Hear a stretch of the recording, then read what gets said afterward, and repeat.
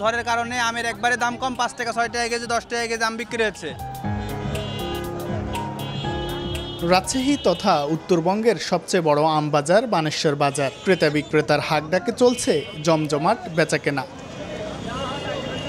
বাজার জুড়ে 6 লাভ ফজলি আম। কারণ ঘূর্ণিঝড় রেমালের প্রভাবে গতকালের বৃষ্টি ও ঝড়ো বাতাসে রাজশাহীর বাগানগুলো থেকে প্রচুর পরিমাণ ফজলি আম ঝরে পড়ে। সেসব আম বিক্রির উদ্দেশ্যে সকাল সকাল বাজারে হাজির বিক্রেতারা। তাদের ভাষ্য, ঝরে পড়া বা আঘাতপ্রাপ্ত আমের দাম নেই বললেই চলে। প্রতিমন আম তারা বিক্রি করছেন 250 থেকে 300 টাকা। এতে করে কেজি প্রতি দাঁড়াচ্ছে 5 থেকে 60 টাকা। অথচ কয়েকদিন আগেও কাঁচা আমের দাম ছিল 1000 থেকে 1200 টাকা।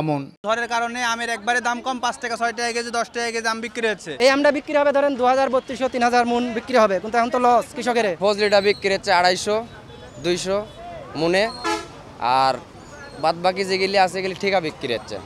নগদে 500 টাকা বা তার বেশি পেমেন্টে পেতে পারেন ঢাকায় জমিসহ 20 কোটি টাকার পুরস্কার। ঝরে পড়া এসব কাঁচা আম আচারের জন্য উৎকৃষ্ট বলে জানান ফল গবেষণা কেন্দ্রের এই কর্মকর্তা। যেগুলো গোপাল ভোগ আছে সেগুলো তো ম্যাচিউর হয়ে গেছে, এগুলো তো কোনো সমস্যা নেই।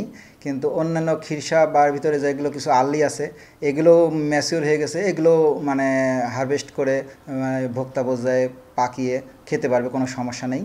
চলতি মৌসুমে আবহাওয়ার তারতম্যে আমের ফলন এসেছে কম। পরবর্তীতে টানা দাবদাহে ক্ষতিগ্রস্ত হয় আমের গুটি। সবশেষ যুক্ত হয়েছে ঘূর্ণিঝড় রেমাল। সব মিলিয়ে এবার আমের উৎপাদন ও বিপণনে লোকসানের শঙ্কায় আমের চাষিরা।